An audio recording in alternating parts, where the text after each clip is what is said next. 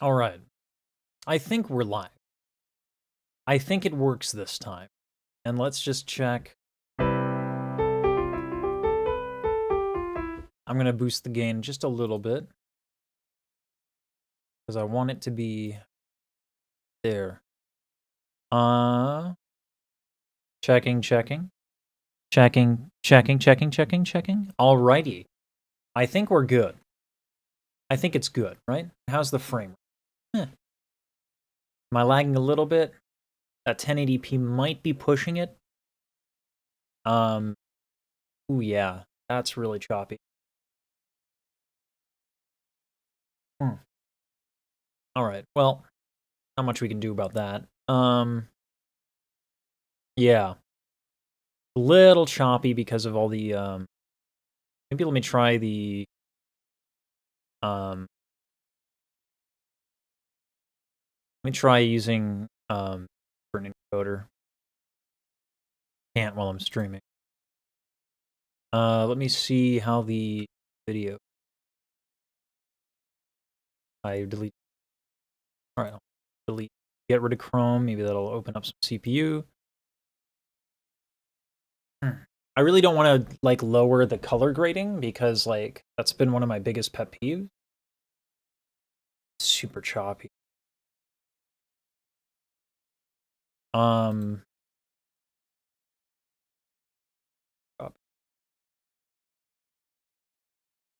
Yeah, that's not even hitting 30.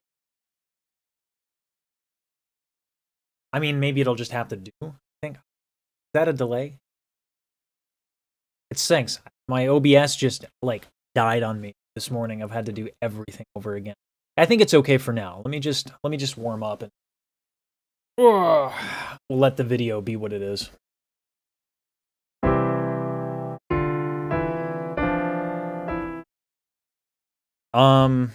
So one of the things I've been working on personally is my lower back tension. My lower back very tight. I work manual labor, it gets tight.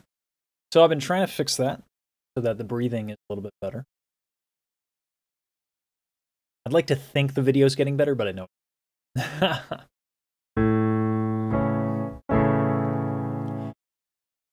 So yesterday I even noticed, or not yesterday, the last time I warmed up, I even noticed that I was flaring my lower back, thinking expanding my torso. It wasn't. That's the advantage of recording yourself.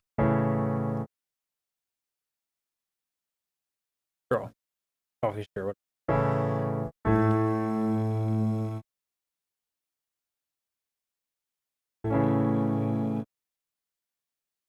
Instantly, the second I put in the straw, I recognize my posture is not good. I'm caught. Test, and I have to fix that. This is your ultimate test, right here. Don't go too small with the coffee stirrer at first. Use just a regular straw. And I also got this out today because I think this is really cool. This is a cool trick.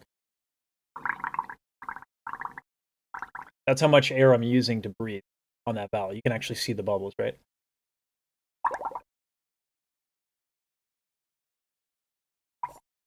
Ideally, you want very little consistent bubbles. You want...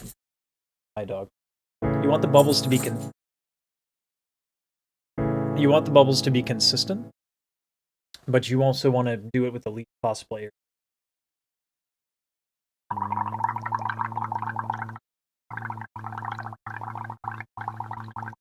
Anyway. Delicious. Green tea. Already much better.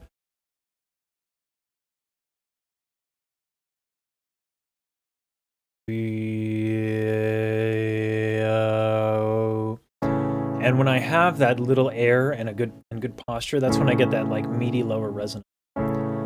Another thing that I'm doing to get that lower resonance,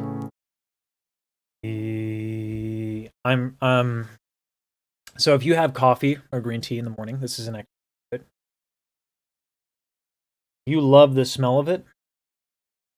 Inhale that smell. Let yourself enjoy it. And what you'll notice is that these little muscles right here retract. Those are the false folds.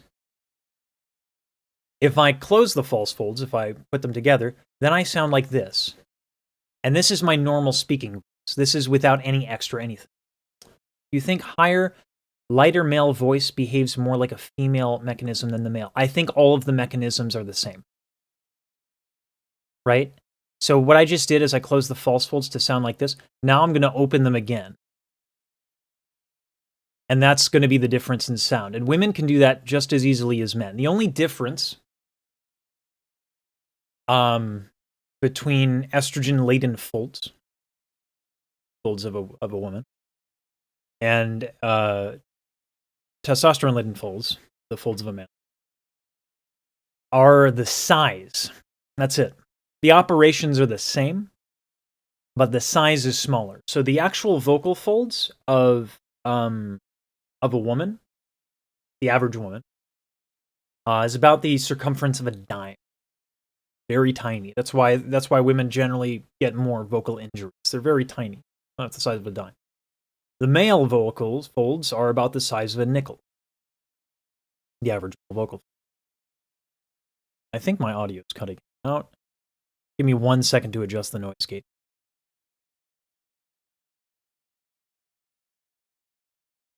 Yeah, I think that's much better. That's a lot better. Let me also increase my microphone volume. All right. So male folds are larger by and large. No pun intended there, but I'm going to take it anyway. And then female folds are smaller. The same is true for the larynx, but all the mechanism is all the same. I think, interestingly enough, we could get into a conversation about gender roles and voice. What we generally want to hear, hold on, I'm adjusting my microphone. What we generally expect, I gotta stop fussing with this, all right. What we generally expect from male vocals leads a lot of men to want to sound bigger. And then, there was a tradition of, every genre has its own little thing, right? But say like musical theater, women try to belt and have a big voice, right? And that has more consequences than the actual mechanism itself. It's what you're doing with the actual voice has more consequences. And so I hope that really elongated answer touches upon something that has an answer for you. How much we end up using falsetto? I think falsetto has it's like almost like a pejorative for men, but women have it too. I used to think otherwise, and I was corrected on that. Women and men both have falsetto. All falsetto is are folds flip open from the air pressure, and the very tiny edges are what are oscillating, and then you have that opening, right, because they're flipped open, and so then you have that airy flute-like sound. So you can hear the white noise a little bit, that hiss, that's air seeping through. And so, yeah, anyway. What I mean is I feel more at ease when I am in the lighter mechanism. Yeah. That's common. Cricothyroid dominant? Is that what you mean by CT? I need to remember what the cricothyroid does. I kind of forget. I don't know what you mean by CT dominant. So if you can explain that a little bit. But I mean, if you're going to be lighter, that's generally going to be more comfortable. Being louder is harder in general. So that's what I was working on down there. Was getting a lot of volume, but not using a lot of air. Yeah. Oh,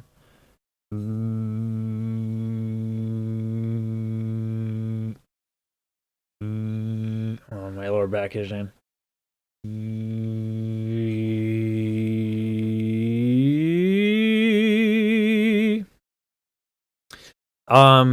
Yeah. When you cricothyroid, I believe, is responsible for the tilt, if I'm recalling correctly. I need to actually get the names together. But yeah, I think cricothyroid is the one that tilts, or one of the pieces of the cartilage that tilts. Tilting will lower your vocal agility because the folds get taut, right? Like they stretch out like right? That happens. So when that happens, they don't move around as easily, right? Like it's a little stiff. Whereas that's a lot more movable. So yeah, when you're tilting, you don't get as much vocal agility.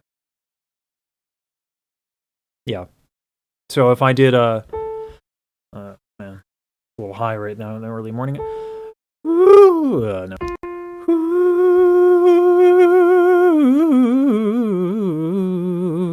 And I have such a habit of tilting, but if I remove the tilt from that,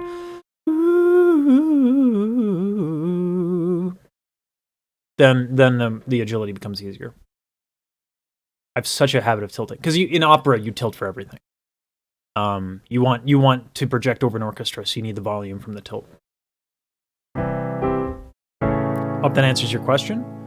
Maybe not, but I hope that answers your question.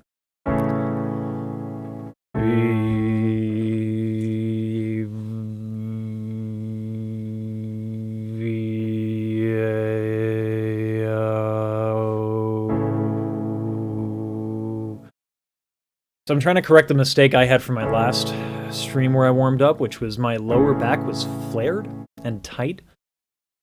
I often talk about, like, you know, breathing into the torso and having everything expand in the torso.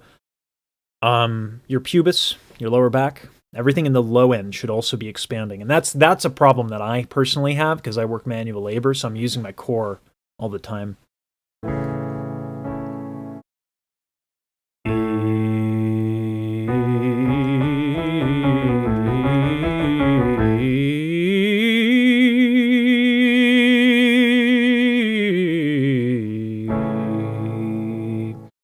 So if I wanted to do that with without the cricothyroid tilt,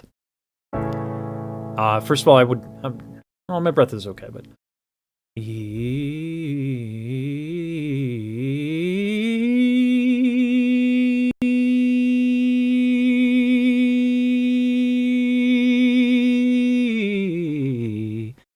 And that's more of your pop sound.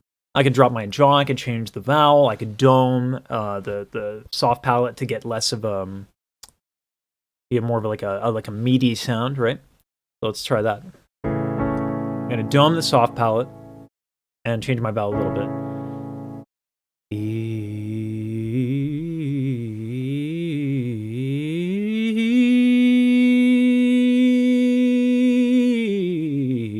That doming of this soft palate is very popular in pop.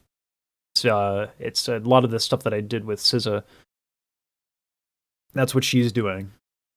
And what it does is it makes your voice sound less thin as you're doing vocal agility stuff. So if you're curious about that. That's with it up. That's with it down. It almost gives this kind of like sob texture, warms it up a little bit. Anyway.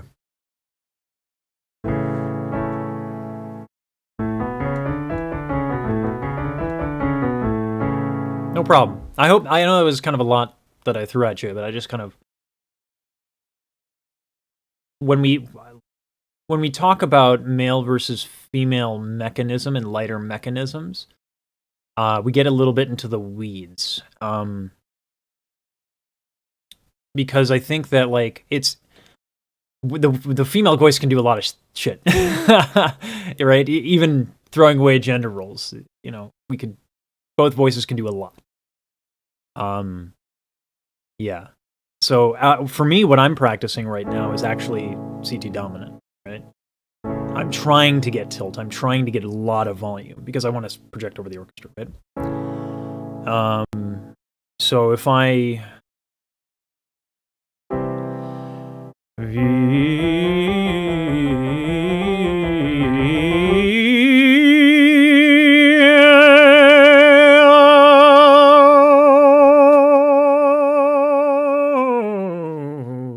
right.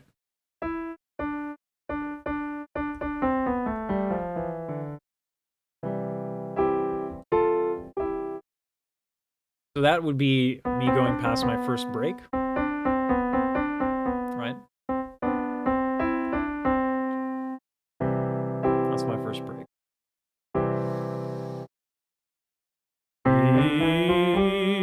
that onset.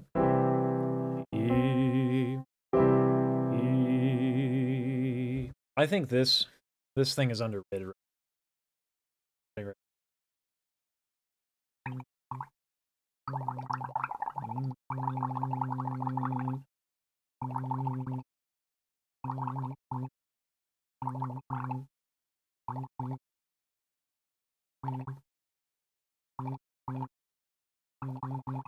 So what I'm doing is I'm practicing onset.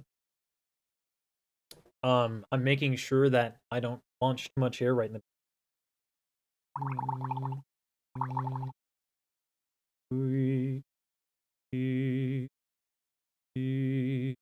That's something that I think a lot of people struggle with when they have problems with the high notes. Is usually because their onset on the beginning of the phrase is poopy.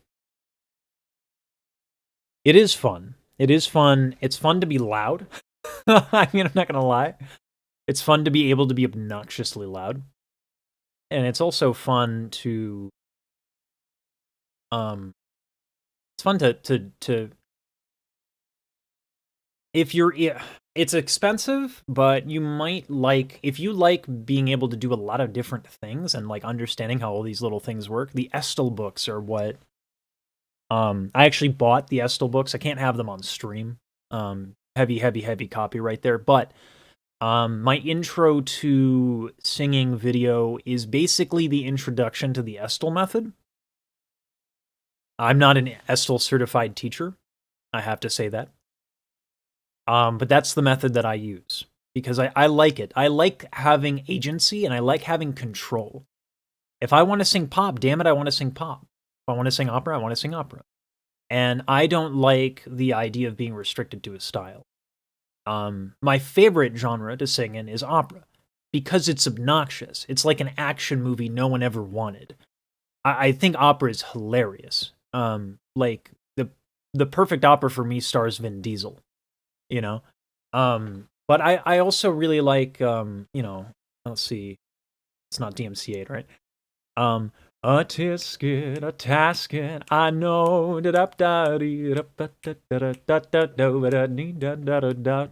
right? I love jazz. I love it so much. Luckily that tune is in the public domain. And then I like being able to do pop. I'm not good at it though. Bollywood is cool. I can't do Bollywood. Bollywood uses, as far as I understand, so the CT, what we talked about, when you belt like musical theater or Bollywood belt, that's a different piece of cartilage that tilts there, and I don't know how to do. I don't know how to do that. It's a different kind of thing. And it takes a different kind of practice. And it's also, belting happens to be the hardest thing to do in singing. Properly, anyway. It's hard to do properly. Let me. But yeah, I love Bollywood. I respect Bollywood. I respect belting in musical theater. Can't do it. Can't teach it, unfortunately. I just never. I don't know how to tilt that cartilage inherently, right? And I don't know how to help people discover it. I could do that, like that fake belty thing, which is a lot of people do fake belt, and they don't even know it. Meant like over the top dramatic kind of acting, as in Bollywood. Yes, I love that crap.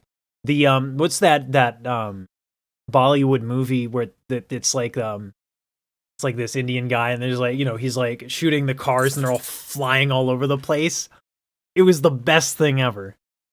It was amazing. I loved it.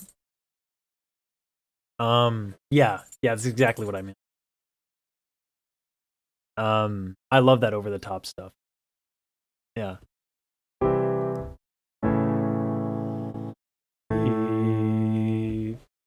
Onset. It's very tempting in the low. It's very tempting in the low to have a really hard onset because you get more volume. The lower registers love a lot more air.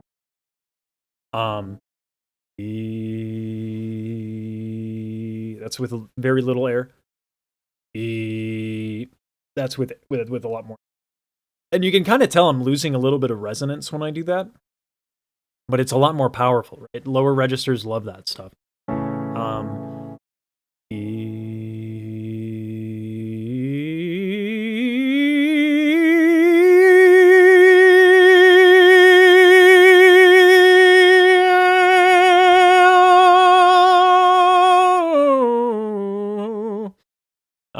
What note was that?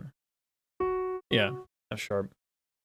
So that's actually a good little lesson there. So I said that there's this doming that happens in some genres.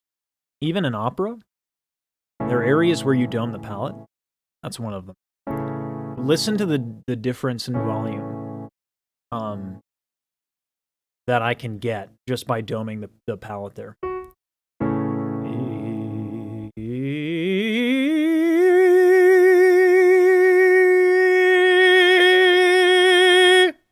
Big difference in volume. It's hard to tell with I have a double compressor setup.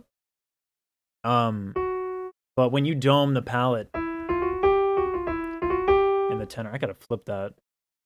It's going. It's like it's going.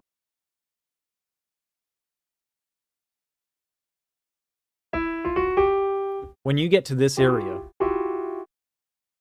for the tenor, possibly down here is E flat 4. E flat 4 to G4 for the tenor. I can get lower, but that when you dome there, it increases your volume and gives you a little bit more consistent. You can bring that up too if you want to blend register. Let me just continue.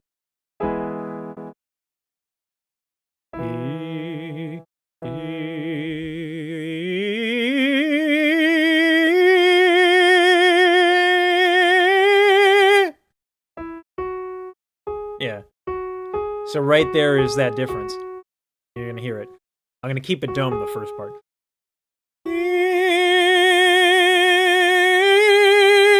Right?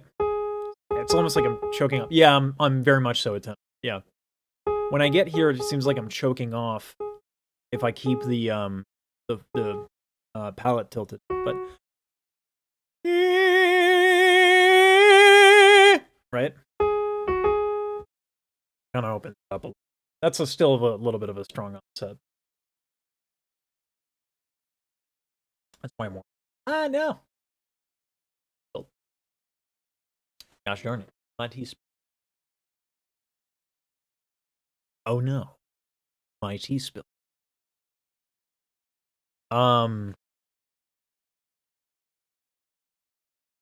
Ooh. If you're having trouble with the heavier mechanism, onset is great to work on. So again, I have like my coffee stirrer inside my tea. I'm trying to get that as little bubbles as possible.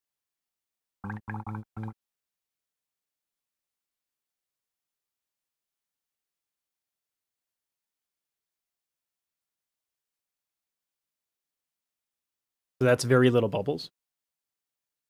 That's one. The other thing too, the false folds. Huge. If I sing with my false folds together, because I'm speaking right now, my false folds are together, right? If I speak this way, and then I go to sing this way,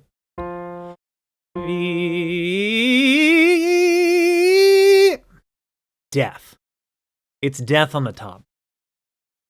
I just get choked out. This is one of those things that's actually really good because you can practice both of those things without making much of a sound, right? And so you could do that like if you're on the bus, smell your coffee, kind of isolate that feeling, see if you can just move it on its own. This will be open, this will be closed. I'm deciding when it's open and closed. I don't know if you can see it.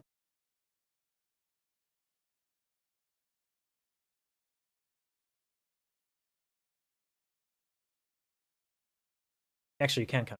Cool. When I descend towards heavy. Okay, this is a lot. Hold on. When you descend towards the heavy mix. So when you descend, and your folds are very thick. That's what I'm getting from this. You're letting loose of the abducted. Okay, so what you're saying is that your false folds come together when you get low. That might be a consequence of too much air. That's what I think that is. Boy, hold on. My gate is really aggressive, and I feel like it's cutting me off a little bit, so hold on.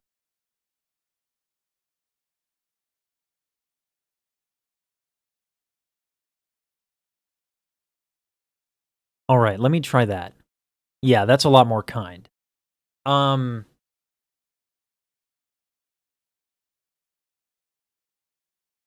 If I'm descending, it is very tempting to push more air through. I'm sorry.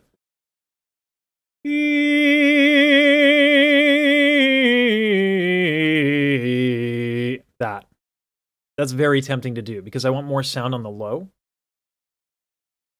But if you want an even scale, you can't do that because then it's impossible to go back up.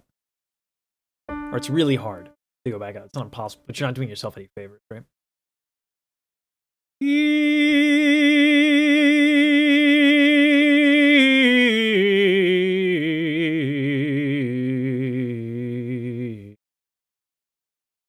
The way that I imagine when I go down and I'm singing classically, and I guess you could say this at any genre of music where you need to go quickly throughout your registers. So R&B definitely falls into this category. But anytime you have that, you want to make sure that you're being lush in the low by treating it with a very gentle onset and not using a lot of air. That's pretty important. Again, I do this stuff.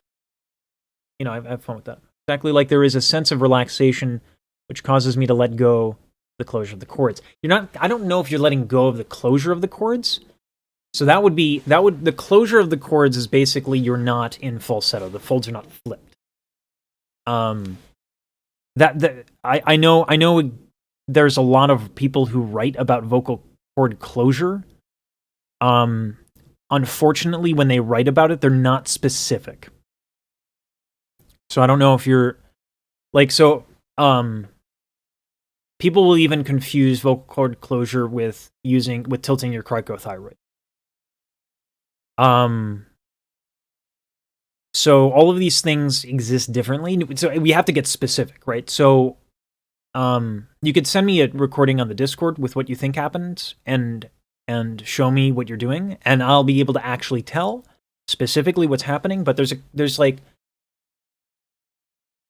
chord closure is almost never a problem on the bottom end because the folds are really thick when they're on the bottom, right? By nature.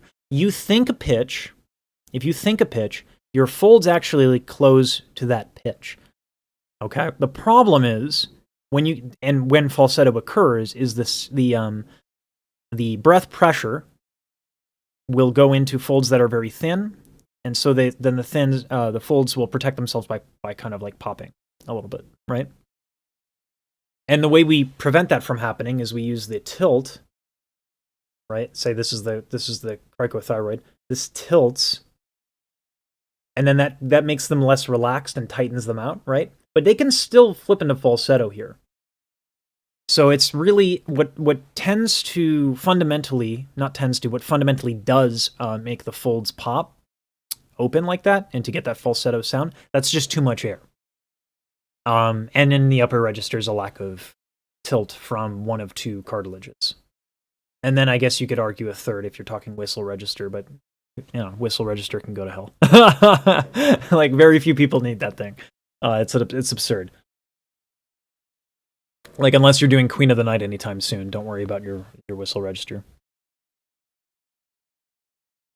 But it is cool how it happens. So that your I think your whistle register happens when your cricothyroid tilts, and then there's a cartilage in the back that also tilts, and so it does this and then this, so it makes them even further taut, which is really cool. But it's not anything I think you would want to use, but it's cool.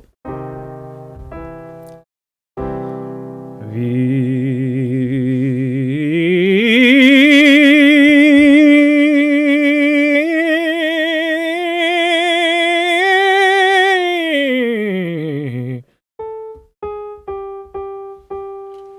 thought that was higher than it was. Let me do, just do this. I think I might exactly go for B flat, if I can get my lower back to cooperate.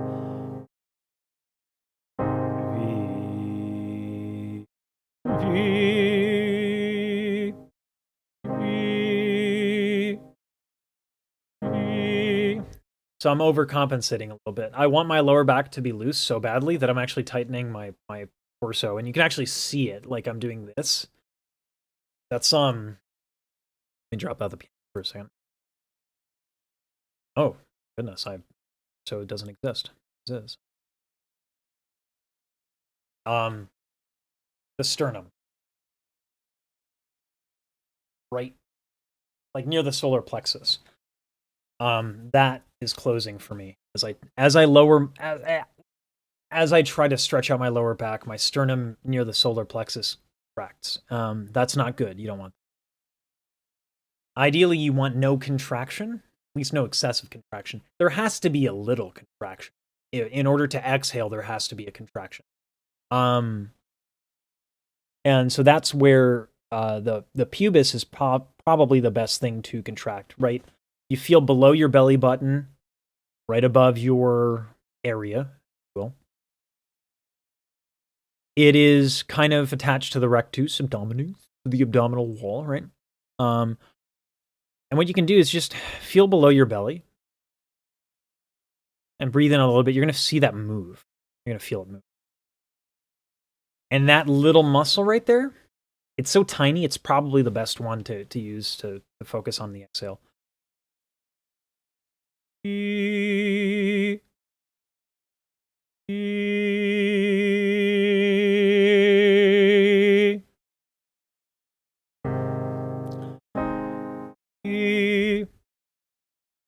My lower back is a little contracted and flared.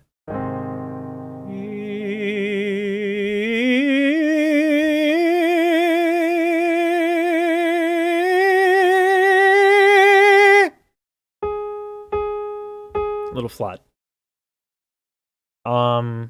I think it's not just a matter of too much breath. I think something else is going.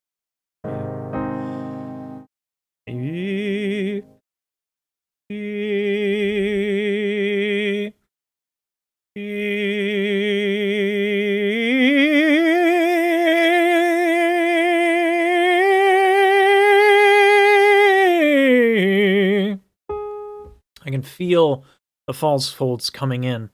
That does mean that there's too much breath pressure when the false folds come in. You can't separate that. The other thing that also happens as you go up, you do need to kind of really strengthen your ability to move them out of the way.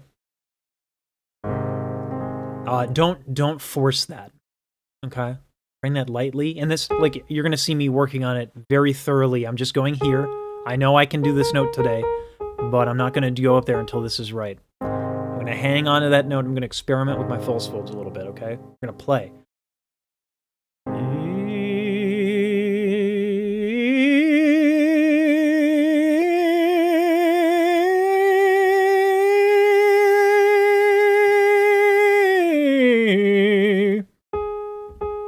Less flat. There's still that torso that's really stiff. If I wasn't streaming, I'd probably stretch that out. But I don't know, maybe I can do it without stretching. Little tea there. A tea latte, a soy green tea latte, because I'm bougie.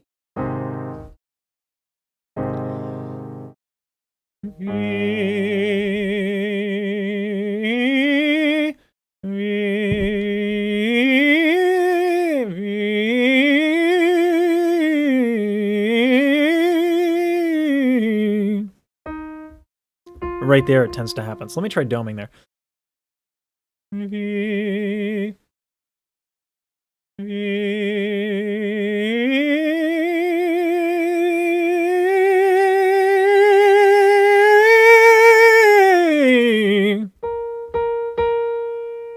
A little flat.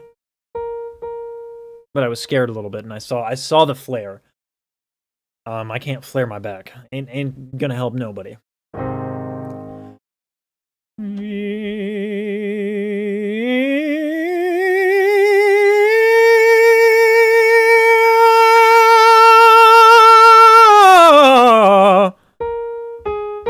little flat. Ah, man. But I got there, and then I flattened it out by trying to add too much to it. Oh well. What you're noticing is as I go up, here, I'll get a better shot of this, actually. And maybe I'll tilt the camera down a little bit. What you're gonna notice happening. Woo, I'm a ghost. Ghost. Let's change something real fast.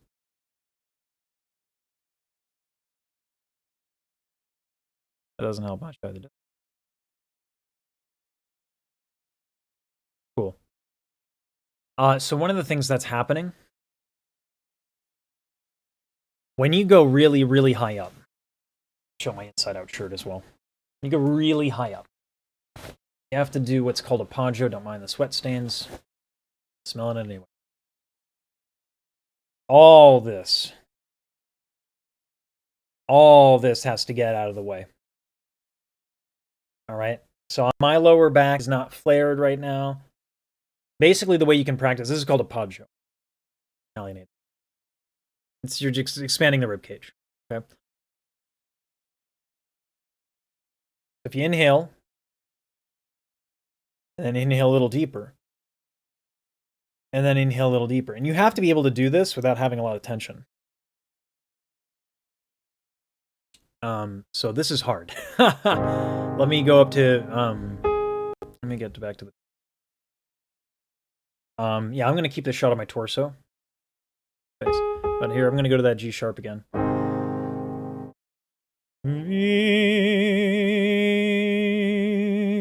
Gonna collapse my torso, relaxed, just not expanding the torso. Trying to get good posture, focusing on the lower back again. That's my personal problem.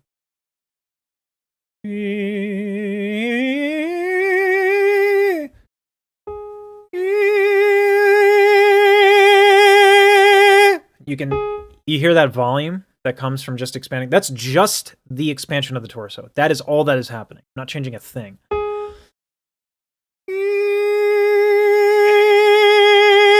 I'm opening up my back a little bit.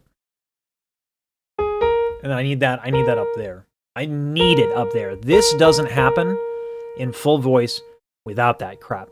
And it's actually what's happening is pretty simple.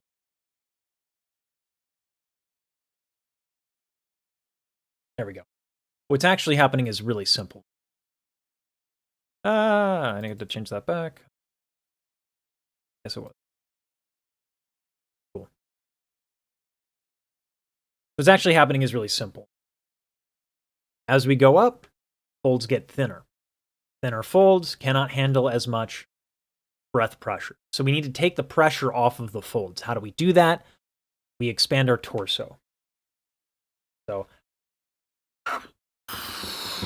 if the torso, the rib cage and everything just kind of normally weighs a little bit on your lungs, right? That means more air is going to come out. However, if I can expand this like that, less air comes out. Simple.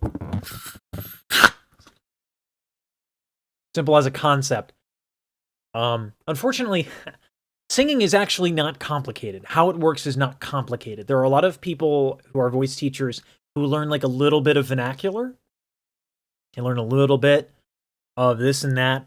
And then they like they don't actually understand it, right? So hence all of the articles about vocal closure ad nauseum. The E-vowel creates vocal closure. No. It's not exactly how that works. The E-vowel helps you sing more efficiently because your tongue is not like, it brings the tongue forward, right? And vowels do have an effect on how well you can use your air. Right?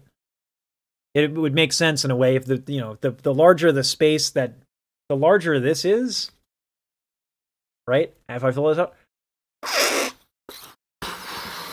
think of vowels. Your vowels are just your tongue, right? So let's talk about the tongue. Think of the tongue as my fingers here. The more I get them out of the way, the easier it is for air to get through, right? Don't make it hard for air to get through, so bring your tongue forward. That's it. That's it. That's literally it. All right? And you Google, it's the worst thing in the world. It was terrible when I was learning. I would Google, like, how do I hit high notes as a light lyric tenor? And then I was like, oh, is it legato tenor? Oh, it's about vocal closure? These people don't know actually what they might be great voice teachers, but they don't actually know how that shit works. And it makes it confusing as hell. It's actually pretty simple. Singing is not complicated. It's just really hard to do really well. That's it.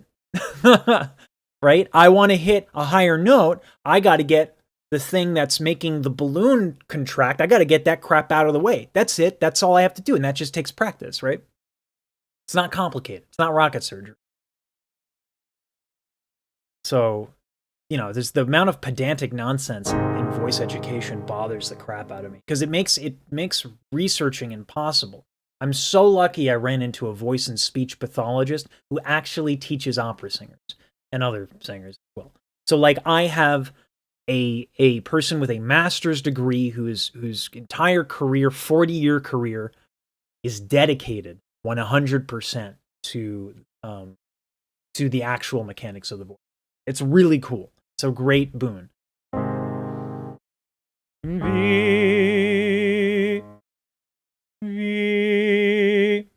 we're back again. I'm blaring that. And you can even see it here. That's not the camera. It's me. The camera tilted? Is that me? I don't know. I need to get my own mirrors.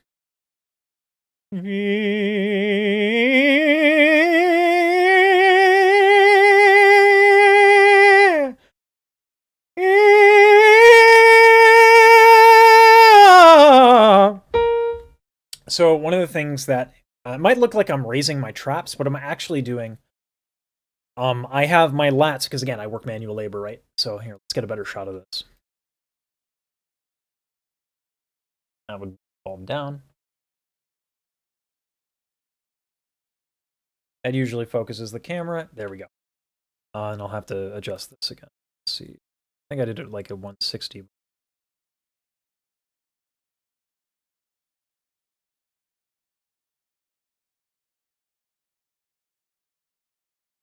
People want glorious voice by searching instead of developing it the right way. Yeah, for sure. Or they're lost and they go to Google for information.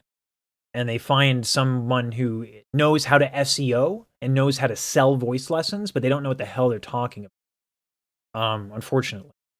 So, lats, right? Let's talk about the back.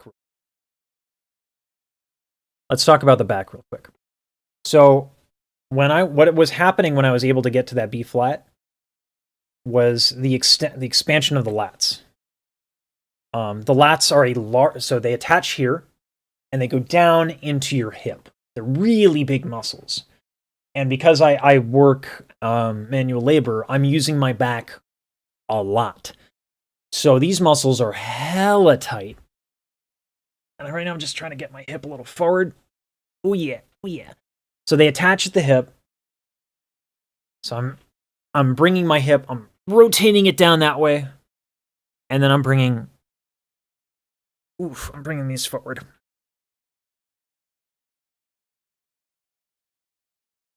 I don't know if it's instant gratification as much as it is like people looking for answers. And SEO rewards, like, I can explain singing and breathing in about 30 seconds. That's not what SEO rewards, right? Like, Google rewards really long articles and multiple articles. Like, if I wanted to market myself, which I do, I need to have explanations that are long and very particular, and I have to have many of them. but I can explain breathing in 30 seconds with this balloon like I just did. One gets rewarded and the other gets punished, even though the balloon analogy would explain to almost anybody how breathing works, and it would do it in seconds. But it's terrible marketing. It's terrible SEO. It's terrible for YouTube. It just doesn't work. So when people use a Google search, they find the things that are optimized. And unfortunately, being pedantic is really great SEO. And that's the unfortunate truth. So I'm trying to be a good resource online. I haven't found the right way to market this channel yet. Because unfortunately, and then the other thing too is that people, yeah, they get as much traffic as they can get, and it's at cost of the information. And the worst thing is that people that are really good at SEO are actually the people that think they're doing a good job by explaining singing in the most pedantic and excessive way possible. It's terrible. It sucks. I hate it, but it is what it is, you know. I'm trying to figure out how to play that marketing, because like my thing is I was so desperate for answers and no one knew what the hell they were talking about, because everyone was just a singer. They weren't like a scientist. And scientists generally can't be bothered to market themselves. Like the people that know the most stay in their books, you know what I mean? They don't go around typing it, or it's academic journals, and that makes the reading really, really hard and heavy, which is when you get like CT dominant, mechanism. You get these buzzwords that then voice teachers take, but they don't understand. You know, it's a mess. It's a freaking mess. Anyway, for me, I'll figure it out. I'm not too worried about it. I'll figure out how to market. I'll figure out how to actually give good information without getting pedantic. Back to practicing that, the lats, right? Big muscle. And they're very tight on me. And it didn't help that I took a break from singing because I didn't have a good voice teacher. I felt stuck. I took a break. I became a fitness instructor. I was powerlifting. So my lats are very tight.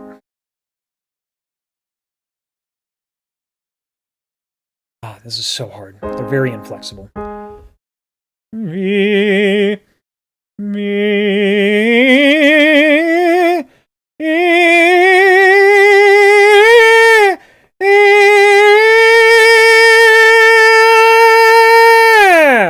I need to stretch. I don't know David Jones. But I got to be flat. So I think my mission's accomplished. Let me look up some David Jones.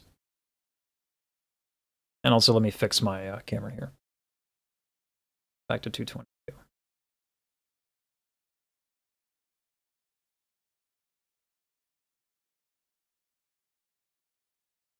There we go. But that was fixed. It's still a little down. Is that it? Wow. It's amazing. Cameras are so interesting how they pick up lighting. Because I thought that was good before, huh? That is a little high up, comparably to what it was. Voila. Like magic. Let me look up some David Jones. Thank you, Maverox. I appreciate, I'm having fun, actually. That's why I'm kind of doing these daily uploads and the live streams. I'm having a lot of fun. I'm trying to put myself less in a box and just trying to be more me, which is allowed for daily uploads and all that. So I appreciate that you're appreciating my good time. I like it.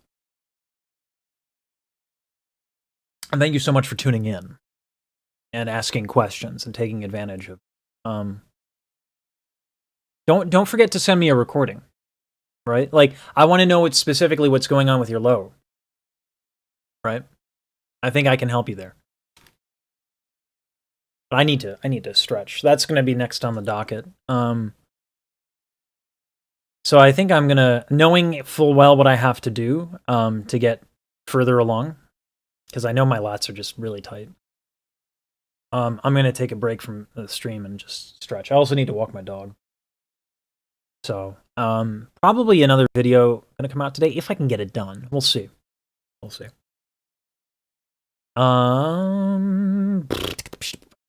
Until next time, happy singing. And don't forget to exercise your false folds as well. That coffee thing. Smell something you like. See, even that, like, it helped me relax and find it even better, right? Ah, false fold, retraction. It makes me sound like some sort of commentator.